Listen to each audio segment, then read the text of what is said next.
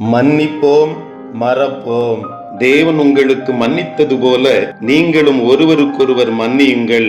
எபேசியர் 4:32. வியட்நாமில் யுத்தம் நடந்து கொண்டிருந்தது. ஒரு கிராமம் குண்டு வீசி தாக்கப்படுகிறது.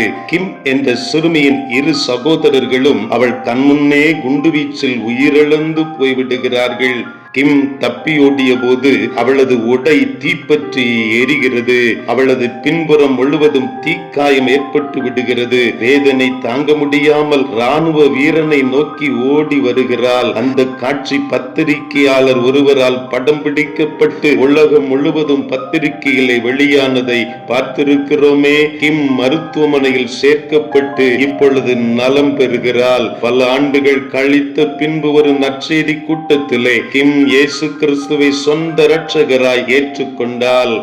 சிலுவையில் இரத்தம் சிந்திய இயேசு தனக்கு தீங்கிழைத்தவர்களை மன்னித்தது போல தன் சகோதரர்களை கொண்ட ராணுவ வீரர்களை மன்னிக்க தயாராக இருப்பதாகவும் அவரை சந்திக்க விரும்புவதாகவும் அவள் சாட்சி பகர்ந்தாள். வாழ்வில் நிம்மதி இழந்து போனவனாய், குடிகாரனாய் மாறி போனவனாய் இருந்த அந்த ராணுவ வீரன் நியூயார்க்கில் நடைபெற்ற நற்செய்தி கூட்டத்தில் கிம்மை சந்தித்தான். நீ தேடுகின்ற ராணுவ வீரன் நான் தான், என்னை மன்னிப்பாயா என்று கேட்டான். கிம் உரத்த குரலிலே, கிறிஸ்து என் பாவங்களை மன்னித்தது போல நானும் உன்னை மன்னிக்கிறேன் என்று கூறுகிறாள். ஒரு பெரிய சமாதானம் அவன் இருதயத்தை நிரப்புகிறது. தன் கணவரையும் தன் இரு பிள்ளைகளையும் கொடூரமாக எரித்து கொண்ட கொடியவர்களை மன்னித்த கிளாடிஸ் ஸ்டைன்ஸின் பண்பை நாம் ஒருபோதும் மறக்க முடியாதே. இப்படிப்பட்ட மன்னிக்கும் மனப்பான்மை நமக்கு இருக்கிறதா? மன்னிக்க கற்றுக்கொள்ளுவோம். மன்னிக்க முடியாத தன்மை மனக்கசப்பை வளர்த்து மேலும் மேலும் பகைமையை